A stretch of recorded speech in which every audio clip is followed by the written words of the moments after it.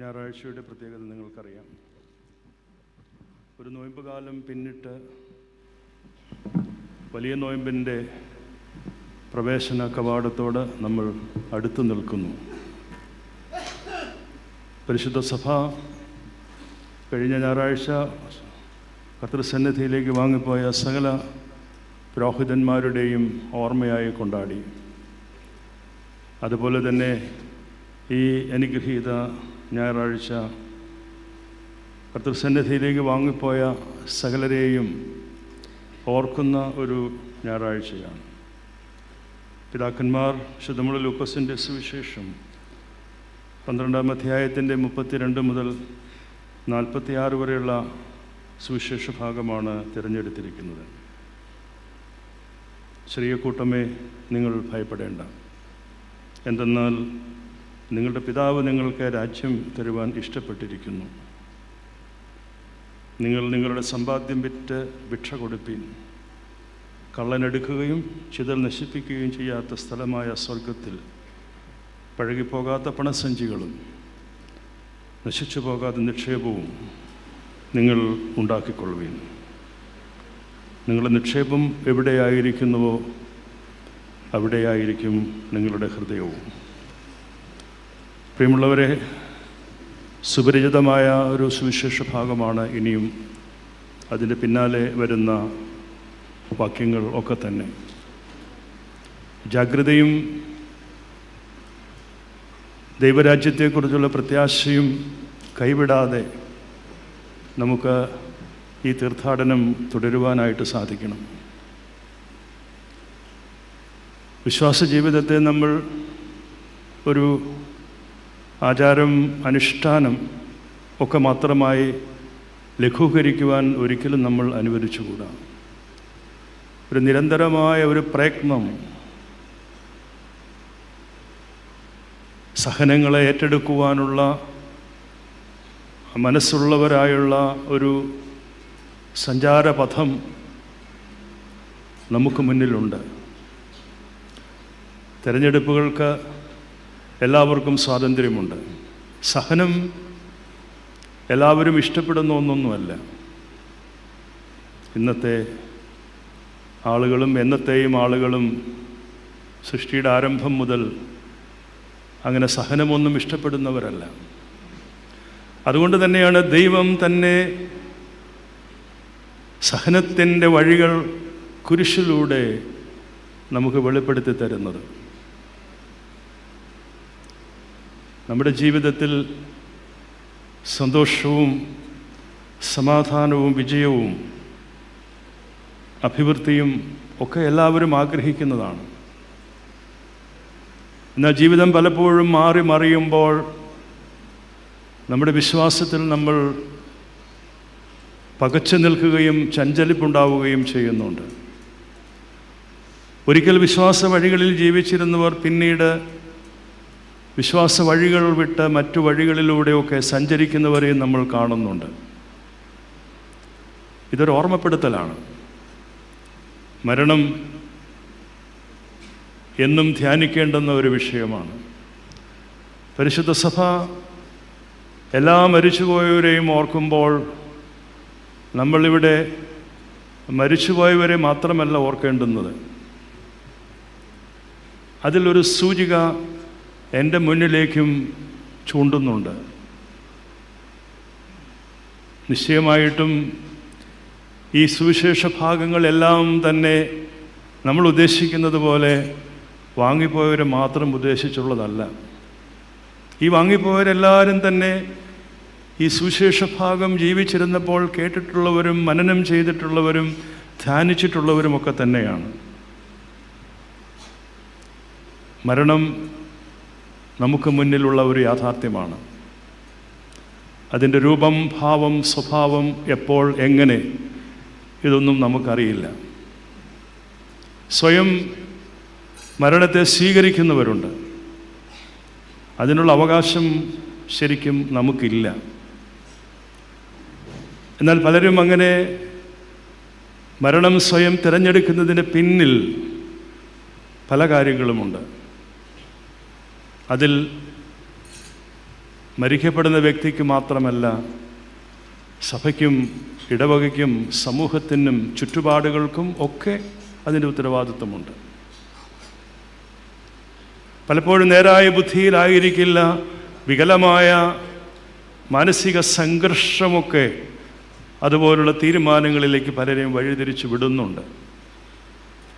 എന്നാൽ അവിടെയെല്ലാം ദൈവത്തോടൊപ്പമുള്ള സഞ്ചാരം എങ്ങനെ ഉറപ്പാക്കാൻ സാധിക്കുമെന്നുള്ളതാണ് നമ്മൾ മനസ്സിലാക്കേണ്ടുന്നത്. യൂദാസിന് പറ്റിയത് അവിടെയാണ്. യഥാർത്ഥത്തിൽ യൂദാസ് ഒരു മനസാന്തരം നടത്തുന്നുണ്ട്. ആ ഒരു മനസാന്തരം മതി കർത്താവ് അവനോട് ക്ഷമിക്കുമെന്ന് ഞാൻ വിശ്വസിക്കുന്നത്. ഒറ്റുകൊടുത്തു, ചെയ്യാൻ പാടില്ലായിരുന്നു. ഒരുപക്ഷെങ്കിൽ അങ്ങനെ കൂടെ നിൽക്കുന്നവൻ തന്നെ ഒറ്റ കൊടുക്കണമെന്നുള്ളത് ദൈവത്തിൻ്റെ ഇഷ്ടമാണെങ്കിലോ അതിൽ യൂദാസ് അതിന് നിയോഗിക്കപ്പെട്ടു എന്നുകൂടി നമുക്ക് വേണമെങ്കിൽ വ്യാഖ്യാനിക്കാം. അവൻ ഒത്തിരി വേദനിച്ചു. എൻ്റെ രക്ഷകൻ്റെ രക്തത്തിന് ഞാൻ വില വാങ്ങി എന്ന് പറഞ്ഞ് ഒത്തിരി വിലപിച്ചിട്ടുണ്ടാകാം. അവൻ വലിച്ചെറിഞ്ഞു ആ പണമെല്ലാം. അതൊരു വേദനയിൽ നിന്നുമാണ്, ഒരു തിരിച്ചറിവിൽ നിന്നുമാണ്. പക്ഷേങ്കിൽ അവനത് സഹിക്കാൻ പറ്റിയില്ല. അവൻ സ്വയം കെട്ടിഞ്ഞാണ് ചത്തു.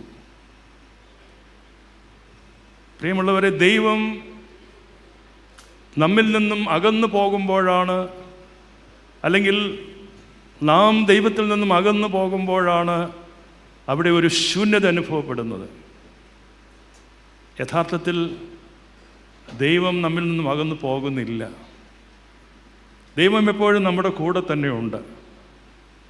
എന്നാൽ ദൈവം കൂടെയുണ്ടെന്നുള്ളതായ ബോധ്യം നമുക്ക് നഷ്ടപ്പെട്ട് ദൈവത്തിൽ നിന്നും സ്വയം നാം അകന്നു പോകുമ്പോൾ അവിടെയാണ് ഇതുപോലുള്ളതായ പരീക്ഷണങ്ങളും പ്രതികൂലതകളുമൊക്കെ നമുക്ക് അഭിമുഖീകരിക്കുവാനുള്ളതായ സഹനത്തിൻ്റെ ശക്തി നമുക്കില്ലാണ്ട് പോകുന്നത്. മരണം ഒരു അവസാനമല്ല ഒരിക്കലും. മരണം ഒരു വിശ്വാസ പ്രഖ്യാപനവും കൂടിയാണ്. ക്രിസ്തു പറയുന്നുണ്ടല്ലോ, നിന്റെ നിക്ഷേപം എവിടെയായിരിക്കുമോ അവിടെയായിരിക്കും നിന്റെ ഹൃദയവും. നമ്മുടെ എല്ലാം നിക്ഷേപം എവിടെയാ? ബാങ്കിലെ ലോക്കറിലും FD ഇട്ടിരിക്കുന്നതും ബാങ്ക് ബാലൻസും അങ്ങനെയുള്ള ശേഖരത്തിലുമൊക്കെയാണ് നമ്മുടെ ഹൃദയം ഇരിക്കുന്നത്. എൻ്റെയും ഒക്കെ ഇച്ചിരിയൊക്കെ അങ്ങനെയൊക്കെ തന്നെയാണെന്ന് വിചാരിച്ചു. നമ്മളെല്ലാവരും ഒരു പരിധിവരെ അങ്ങനെയൊക്കെ അല്ലേ? അവിടെയാണ് നമ്മൾ ഒരു കാര്യം ശ്രദ്ധിക്കേണ്ടുന്നത്. നമ്മുടെ നിക്ഷേപം ദൈവത്തിങ്കലായിരിക്കണം. എന്തൊക്കെ നിക്ഷേപിച്ചാലും, എന്തൊക്കെ ഉണ്ടാക്കിയാലും, എന്തെല്ലാം നേടിയാലും അവസാനം ഒരു ദിവസം വരും. അന്ന് നമുക്ക് കൊണ്ടുപോകാൻ ഒന്നും തരില്ല. എല്ലാം ഊരിപ്പറിച്ചെടുക്കും.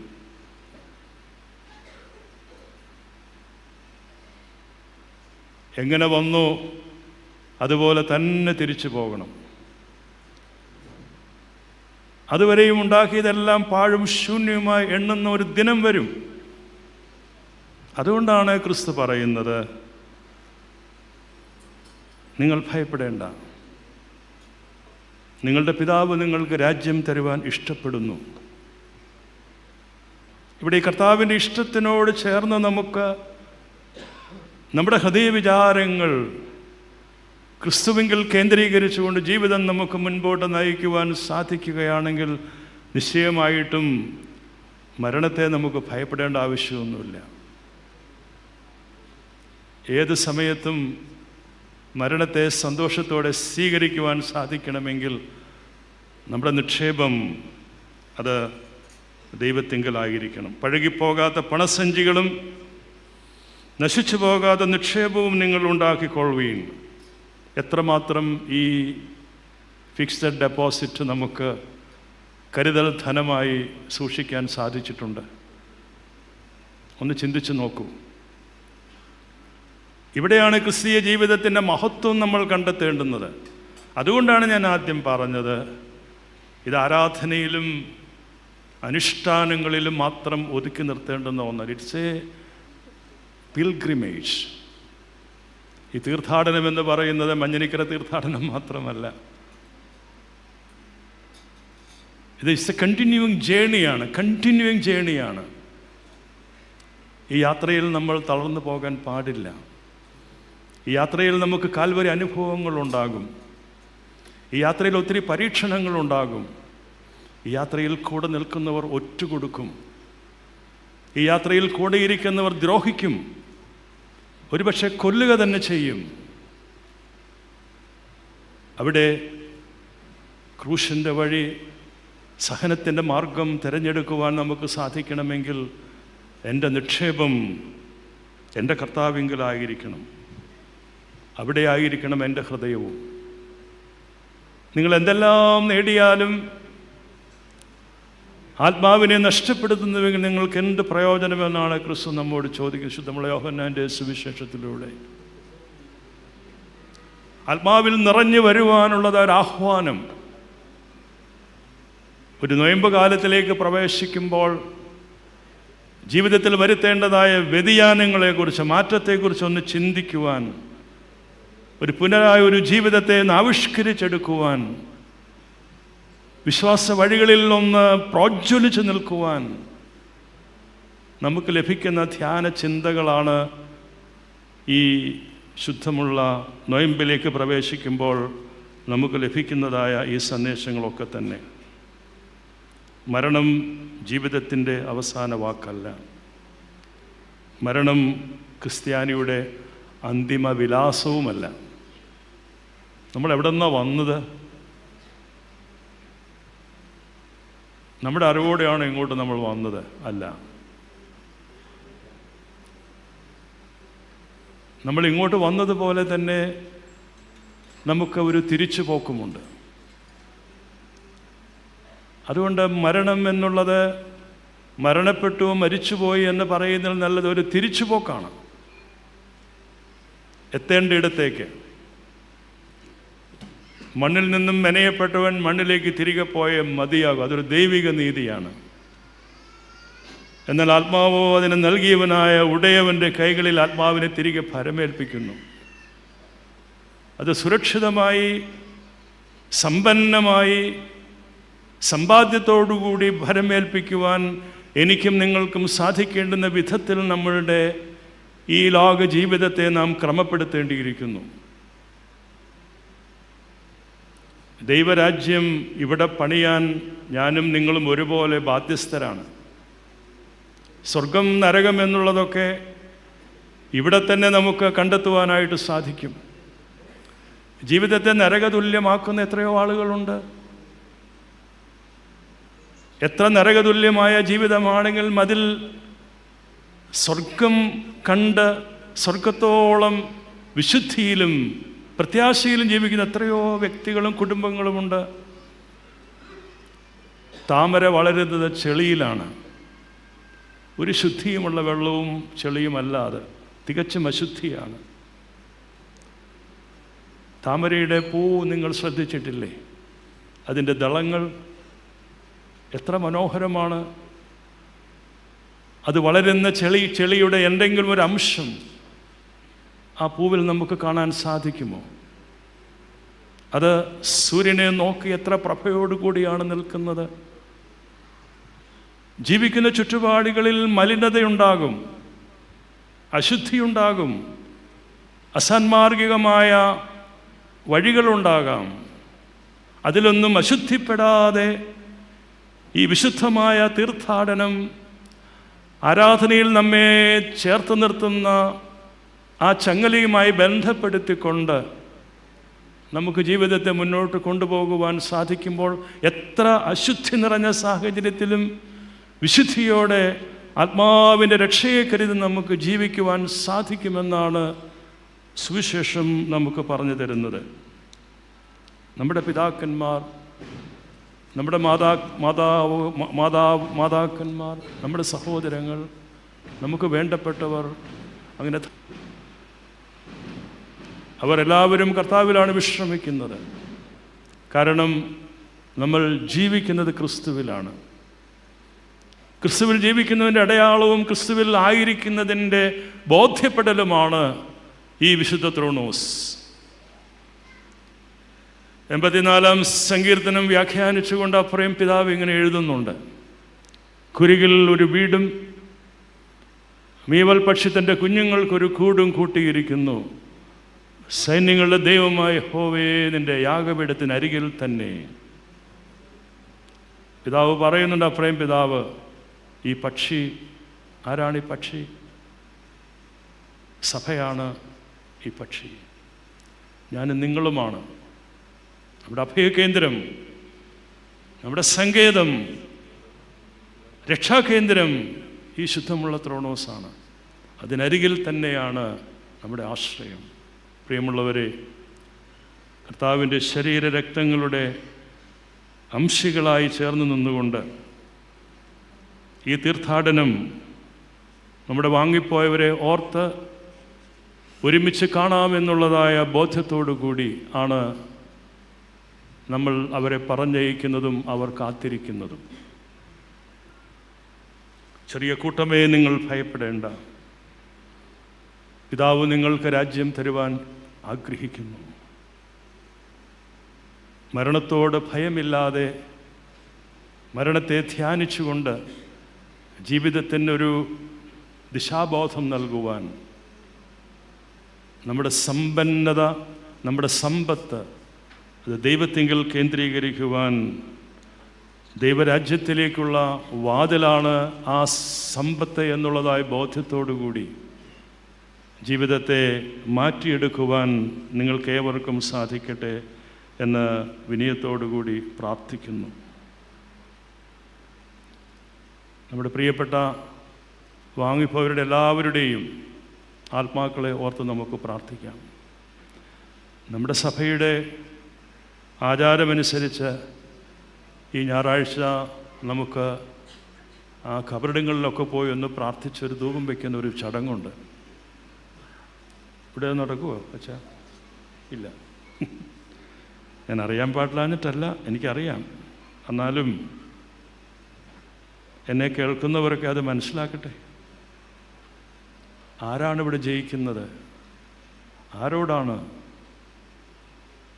അങ്ങനെ ഒരു കാലത്ത് ഒരു പക്ഷേങ്കിൽ നമ്മുടെ കൈവശം ഇരുന്നപ്പം മറുഭാഗത്തുള്ളവർക്കൊക്കെ ഇങ്ങനെയുള്ള കാര്യങ്ങൾ നിഷേധിച്ചിട്ടുണ്ടാകാം. അതിൽ പലർക്കും വേദനപ്പെട്ടിട്ടുണ്ടാകാം. അതൊന്നും വിസ്മരിച്ചുകൊണ്ടല്ല പറയുന്നത്. നമ്മൾ മനുഷ്യരല്ലാതെയാകുന്നതും നമ്മൾ ക്രിസ്ത്യാനികളല്ലാതെ ആയി പോകുന്നതും ഒരു പരിഷ്കൃത സമൂഹത്തിൽ ക്രൈസ്തവ ലോകത്തിൻ്റെ വലിയ അപമാനമാണ്. അതെല്ലാവരും മനസ്സിലാക്കണം. സുവിശേഷം പ്രസംഗിക്കാൻ മാത്രമുള്ളതല്ല, സുവിശേഷം വായിക്കുവാൻ മാത്രമുള്ളതല്ല, സുവിശേഷം ധ്യാനിക്കുവാൻ മാത്രമുള്ളതല്ല. ഇതെല്ലാം നമ്മൾ ചെയ്യുന്നുണ്ട്. പക്ഷേ സുവിശേഷത്തിൽ ജീവിക്കുന്നതിൽ എന്തുകൊണ്ടൊക്കെയോ ഉത്തരവാദപ്പെട്ടവർ പോലും പരാജയപ്പെടുന്നത് കൊണ്ടാണ് ഇതൊക്കെ സംഭവിക്കുന്നത്. ഞാനിപ്പോഴും ഓർക്കുന്നുണ്ട്, ഇവിടെ വരുമ്പം നമ്മുടെ പനച്ചിയിലെ കോർപ്പിസ്കോപ്പാസിന് ഒരിക്കലും മറക്കാനായിട്ട് സാധിക്കുകയില്ല. അദ്ദേഹത്തിൻ്റെ സംസ്കാരം ഞാൻ ഓർക്കുന്നു. അതുപോലെ തന്നെ മറ്റൊരു പ്രിയപ്പെട്ട സഹോദരി, ഒരമ്മ ഇവിടെ മരണപ്പെട്ടു. ഞാൻ മനസ്സിലാക്കുന്നിടത്തോളം എനിക്ക് കിട്ടിയ ഇൻഫർമേഷൻ അനുസരിച്ചും മക്കൾ അവരുടെ ആഗ്രഹം, അവരുടെ പുരോഹിതൻ ആ കർമ്മങ്ങൾ നടത്തണം, ആ ഖബറിങ്കൽ സംസ്കരിക്കണമെന്നുള്ളതായിരുന്നു. ഇത് ഞാൻ പല ദേശങ്ങളിലും പോയി പ്രസംഗിച്ചിട്ടുണ്ട്. അതിന് പറ്റുന്നില്ല എങ്കിൽ അമ്മയുടെ മൃതദേഹം കുട്ടികൾക്ക് പഠനത്തിനായി കൊടുക്കാമെന്ന് മക്കൾ തീരുമാനിച്ചു. അത് ഒരു സഭയോടുള്ള അല്ലെങ്കിൽ ഒരു വിഭാഗം അവരുടെ ജീർണിച്ച മനസ്സും അവരുടെ അടഞ്ഞ ചിന്താഗതികളും അതിലേക്ക് വിരൽ ചൂണ്ടുന്നതാണ്. ഞാനിപ്പോഴും ഓർക്കുന്നുണ്ട്, വടവോട് പള്ളിയിൽ നമ്മുടെ ഒരു ഓർത്തഡോക്സിലെ ഒരച്ഛൻ മരിച്ചു. അന്ന് തോമസ് പ്രഥമൻ ബാവ, അന്ന് അദ്ദേഹം സുന്നഹദോസിൻ്റെ പ്രസിഡൻ്റാണ്, ഞാൻ സുന്നഹദോസിൻ്റെ സെക്രട്ടറിയാണ്. അപ്പോൾ അന്ന് പള്ളി നമ്മളുടെ കൈവശമാണ്. സ്വാഭാവികമായിട്ട് നമ്മളുടെ കൈവശം ഇരിക്കുമ്പോൾ നമ്മൾ മറുഭാഗത്തെ ആരെയും ആ വശത്തേക്ക് അടുപ്പിക്കുകയില്ല. ഈ അച്ഛനെ ആ ശവക്കല്ലറിയിൽ അടക്കണം. അടക്കുന്നതിന് തടസ്സമൊന്നുമില്ലായിരുന്നു. പക്ഷേ അവരുടെ അച്ഛന്മാരും മെത്രാച്ചന്മാരും ഒക്കെ വന്ന് ആ കർമ്മം നടത്തുന്നതിനോട് നമ്മുടെ ആളുകൾ എതിര് നിന്നു. ഞാൻ അമേരിക്കയിലാണ്. എന്നെ ബന്ധപ്പെട്ടു. ഞാൻ പറഞ്ഞു, ഒരു മൃതശരീരമല്ലേ, നമ്മൾ ക്രിസ്ത്യാനികളായി ചിന്തിക്കണം.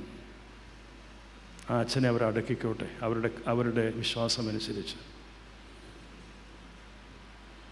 എന്നിട്ട് പറഞ്ഞു, തൊട്ടടുത്താണല്ലോ ബാവ തിരുമേനി ഉള്ളത്, തിരുമേനി ദിവനാസിയസ് തിരുമേനി, ഭാഗ്യസ്മരണാർഹനായ തോമസ് പ്രഥമൻ ബാവ.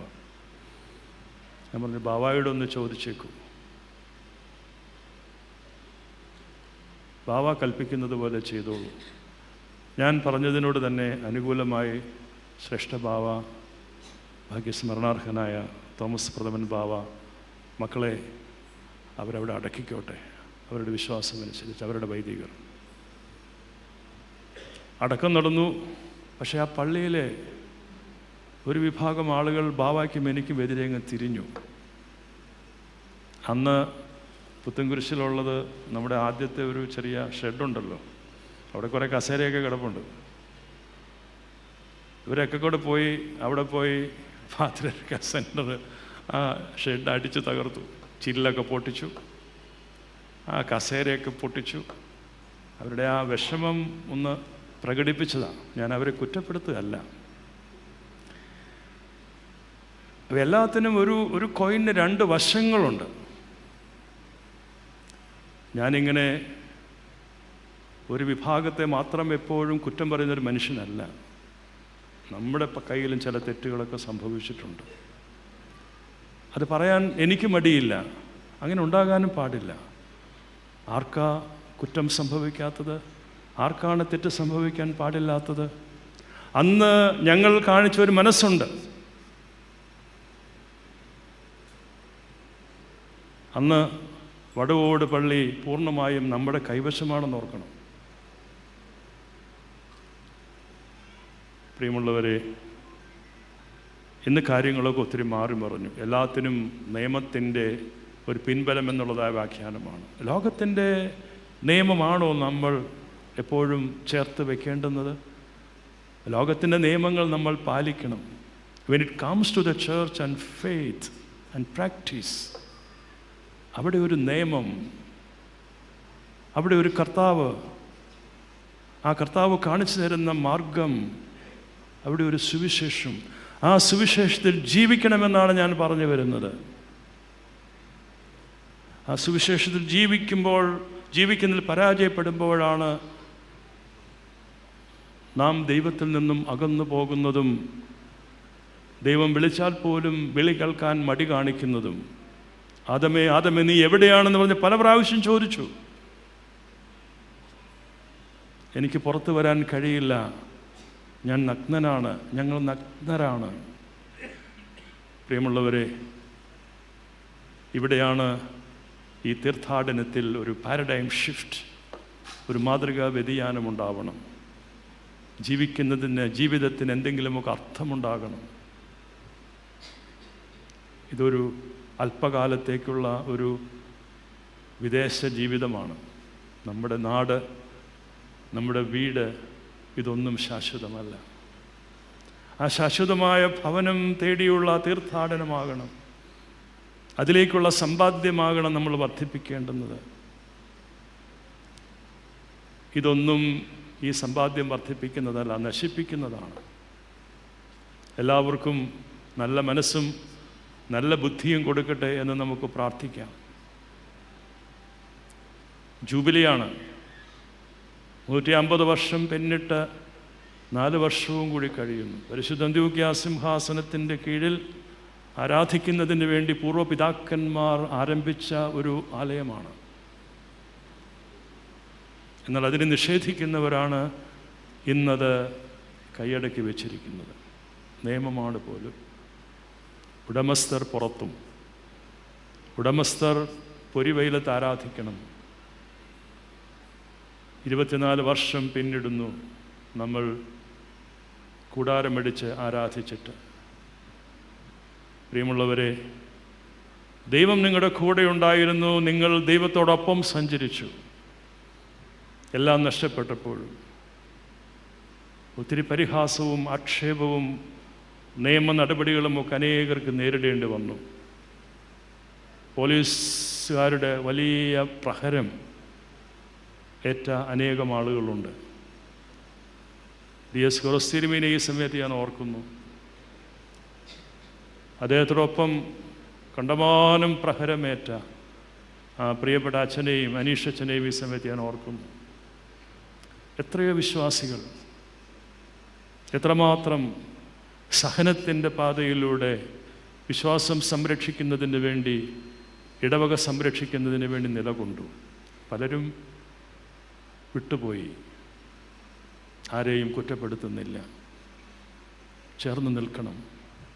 ഇത്രയും കാര്യങ്ങൾ നമുക്കിവിടെ നേടാൻ സാധിച്ചത് മുന്നമേ നടത്തിയ പിതാക്കന്മാർ, നമ്മുടെ കാരണവന്മാർ, അവർ പറഞ്ഞു തന്നതായ വിശ്വാസം, അവർ പഠിപ്പിച്ചതായ സത്യത്തിൻ്റെ മാർഗം, സത്യ ആരാധന, അതിൽ തന്നെ ഏത് കാലത്തും നമുക്ക് അടിയുറച്ച് അതിൽ നിലയുറപ്പിച്ച് നമുക്ക് നിൽക്കാം. ദൈവം കൂടെയുണ്ട്. അങ്ങനെ വരുമ്പോൾ ഒരു ശക്തിക്കും നമ്മെ തകർത്ത് കളയാൻ സാധിക്കുകയില്ല. അങ്ങനെയായിരുന്നെങ്കിൽ പണ്ടേ ഇത് തകർന്നടിഞ്ഞു പോകേണ്ടതാണ്. 1912 100 വർഷത്തിലധികമുള്ള വ്യവഹാരം പണമുണ്ടായിട്ടല്ല. ഒരു ജീവിതം മുഴുവനും വ്യവഹാരം പറഞ്ഞ് ജീവിച്ച് മരിച്ച ഒരു പരിശുദ്ധനായിരുന്നു ആലുവായിലെ വലിയ തിരുമേനി. പൈസയില്ല, ദാരിദ്ര്യമാണ്, കഷ്ടപ്പാടാണ്, ആരോഗ്യമില്ല, കണ്ണുനീരും പ്രാർത്ഥനയും മാത്രം ഈ വിശ്വാസം സംരക്ഷിക്കാൻ വേണ്ടി. പിന്നാലെ വന്ന പിതാക്കന്മാരെല്ലാവരും അങ്ങനെ തന്നെ ഇന്നും വ്യവഹാരം കൊണ്ട് വരിഞ്ഞു മുറുക്കുകയാണ്.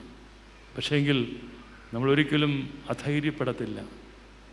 കാരണം എൻ്റെ കർത്താവ് സ്ഥാപിച്ച സഭയിൽ പരിശുദ്ധ പത്രോസ് അപ്പോസ്തലൻ ഏറ്റുപറഞ്ഞ വിശ്വാസമാകുന്ന പാറമേൽ ശിലമേലാണ് പണിതിരിക്കുന്നത്. അതുകൊണ്ട് എത്ര കാറ്റടിച്ചാലും എത്ര പ്രളയം വന്നാലും ഒന്നും ആടി ഉലഞ്ഞു പോകുന്ന ഒരു നൗകയല്ല പരിശുദ്ധ പത്രോസ് അപ്പോസ്തലനാൽ ഏറ്റുപറഞ്ഞ വിശ്വാസത്താൽ പണിയപ്പെട്ട പരിശുദ്ധ സഭ.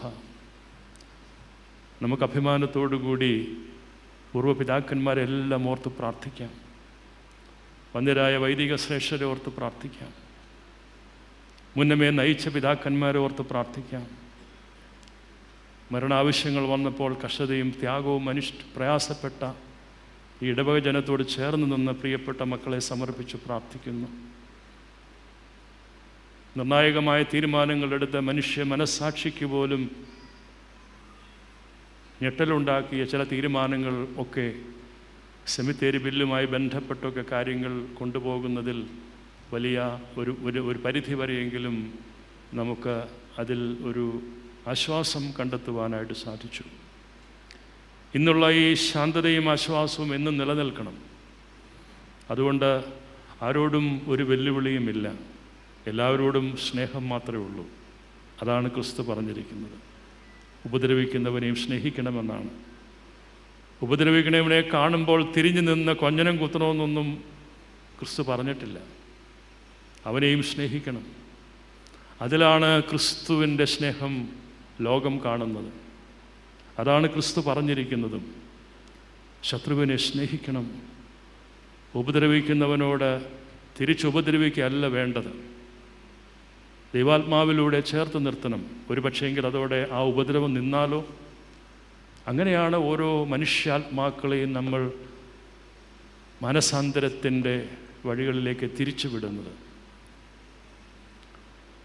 ഈ സഭയെ ഓർത്ത് നിങ്ങൾ പ്രാർത്ഥിക്കണം. വരും ദിവസങ്ങളിൽ ഹൈക്കോടതിയിൽ നിന്നും വിശദമായി സുപ്രീം കോടതിയുടെ നിർദ്ദേശപ്രകാരം കേട്ട കേസിൻ്റെ വിധി വരുമെന്നാണ് അറിയുന്നത്. നല്ലതിനായി ഭവിക്കട്ടെ എന്ന് നമുക്ക് പ്രാർത്ഥിക്കാം. നല്ലത് വരട്ടെ എന്ന് നമുക്ക് ആശംസിക്കാം. ദൈവത്തിൻ്റെ സഭ ദൈവം നിലനിർത്തുമ്പോൾ ഈ പ്രിയപ്പെട്ട ജനം ഈ സഭയുടെ ഏറ്റവും വലിയ അഭിമാനമായി ഒരുമിച്ച് ചേർന്ന് നിൽക്കുമ്പോൾ അതിൽ എന്ത് കുറവുണ്ടെങ്കിലും എന്ത് പ്രയാസങ്ങളുണ്ടെങ്കിലും ഏറ്റവും വലിയ കരുത്തും ധനവും നിങ്ങളാണ്. ആദരിച്ച് സ്വീകരിച്ചതിലുള്ളതായ സന്തോഷം അറിയിക്കുന്നു. രാവിലെ 7 മണിക്ക് തന്നെ എല്ലാവരും പള്ളിയിലെത്തി. 7:45 പള്ളിയിൽ വരുമ്പോൾ പള്ളി നിറഞ്ഞ ആളുകളാണ്. അത് എൻ്റെ പ്രഥമ സന്ദർശനം. ആരാധനയ്ക്ക് വന്നപ്പോൾ നിങ്ങളെല്ലാവരും എനിക്ക് എന്നോടല്ല പരിശുദ്ധ സഭയോട് നിങ്ങൾ കാണിക്കുന്ന സ്നേഹത്തിൻ്റെയും കരുതലിൻ്റെയും പ്രശംസയുടെയും ഒരു പ്രതീകമാണ്. നമുക്കങ്ങനെ തന്നെ തുടരാം. കൂടുതൽ വിനയപ്പെട്ട ഈ ദൈവത്തിൻ്റെ ജനത്തെ ശുശ്രൂഷിക്കുവാൻ ലഭിച്ചിരിക്കുന്ന ഈ സന്ദർഭം കൂടുതലായി പ്രിയപ്പെട്ട ജനത്തോടൊപ്പം ആയിരിക്കുവാനും ഈ സഭയെ കൂടുതൽ ആശ്വാസമുള്ള തീരങ്ങളിൽ എത്തിക്കുവാൻ കർത്താവ് പടകിൽ തന്നെയുണ്ട്, ഏറ്റവും മുന്നിൽ തന്നെയുണ്ട്. നമുക്കെല്ലാവർക്കും ഒരുമിച്ച് ചേർന്ന് നിൽക്കാം. എല്ലാ വാങ്ങിപ്പോയവരെയും ഓർത്ത് പ്രാർത്ഥിക്കുന്നു. ആത്മാക്കളുടെ ശാന്തിക്കായി പ്രാർത്ഥിക്കുന്നു. ഈ പള്ളിയുടെ കല്ലിട്ട പെരുന്നാളും ജൂബിലിയും ഒക്കെയാണ്. എല്ലാ ഭാവുകങ്ങളും അനുഗ്രഹങ്ങളും നേരുന്നു. പരിശുദ്ധനായ ഏലിയാസദ്യൻ പാത്രിയർക്കീസ് ബാവായുടെ ധന്യമായ ഓർമ്മ പരിശുദ്ധ അന്ത്യോക്യ സിംഹാസനത്തിൻ്റെ കീഴിൽ അചഞ്ചലമായി നമ്മൾ എത്ര പ്രതിസന്ധി ഉണ്ടെങ്കിലും നിലകൊള്ളുവാൻ ആ ഖബർ, പരിശുദ്ധ മോറാൻ്റെ ആ തൃക്കബർ നമുക്ക് വലിയൊരു ആശ്വാസ കേന്ദ്രമാണ്. അതിൽ നിന്നും ലഭിക്കുന്ന ഊർജം ചെറുതൊന്നുമല്ല. രോഗം മാറാൻ, സൗഖ്യത്തിനായി അശരണർക്കും ആലംബഹീനർക്കും ആ വിശുദ്ധൻ മധ്യസ്ഥനായി കർത്താവിനോടൊപ്പം ചേർന്ന് നിൽക്കുന്നു. വിശുദ്ധന്മാരുടെ പ്രാർത്ഥന സുഗന്ധം പോലെ സ്വർഗത്തിലേക്ക് ഉയരുന്നുവെന്ന് യോഹന്നാൻ ശ്ലീഹ വെളിപാട് പുസ്തകത്തിലൂടെ നമുക്ക് പ്രബോധിപ്പിക്കുന്നുണ്ട്. നമുക്ക് നമ്മുടെ ദുഃഖങ്ങളും വേദനകളും ഭാരങ്ങളും എല്ലാം പരിശുദ്ധൻ്റെ മധ്യസ്ഥൽ അഭയപ്പെട്ടുകൊണ്ട് കർത്തൃസന്നിധിയിൽ സമർപ്പിക്കാം. സമാധാനത്തിൻ്റെ പ്രഭുവായി വന്ന പരിശുദ്ധ ബാവായ്ക്ക് സമാധാനം കണ്ടെത്താൻ സാധിച്ചില്ല. മറിച്ച് അദ്ദേഹത്തിന് ലഭിച്ചത് അസമാധാനത്തിൻ്റെ അസ്ത്രമായിരുന്നു. അത് തന്നെയാണ് അദ്ദേഹത്തിൻ്റെ ജീവൻ പോലും ഇവിടെ ഈ മണ്ണിൽ അവശേഷിപ്പിച്ചിട്ട് സ്വർഗത്തിലേക്ക് യാത്രയായത്. അദ്ദേഹത്തിൻ്റെ ദൗത്യം അത് മരിക്കുന്നില്ല. ആ ദൗത്യം മറ്റൊന്നുമല്ല, സമാധാനമാണ്. സമാധാനം എന്ന് പറയുമ്പോൾ ചിലർക്കൊക്കെ ആശങ്കയാണ്. ആരും ആശങ്കപ്പെടേണ്ട. ആ സമാധാനം എന്ന് പറയുന്നത് ദൈവം തരുന്ന സമാധാനമാണ്, ആരുടെയും ഔദാര്യമല്ല. ഈ സഭയ്ക്ക് ഇന്ന് വരെ ഈ ഒരു നിലയിൽ നിലനിൽക്കാൻ സാധിച്ചുവെങ്കിൽ അങ്ങനെ തന്നെ ലോകമുള്ള ഒരു കാലം ഈ സഭ നിലനിൽക്കും. എത്ര ചെറുതാക്കിയാലും, എത്ര ആക്ഷേപിച്ചാലും, എത്ര ചരിത്രം തിരുത്തി എഴുതിയാലും അങ്ങനെ തിരുത്തപ്പെടുന്നതല്ല യഥാർത്ഥ ചരിത്രം.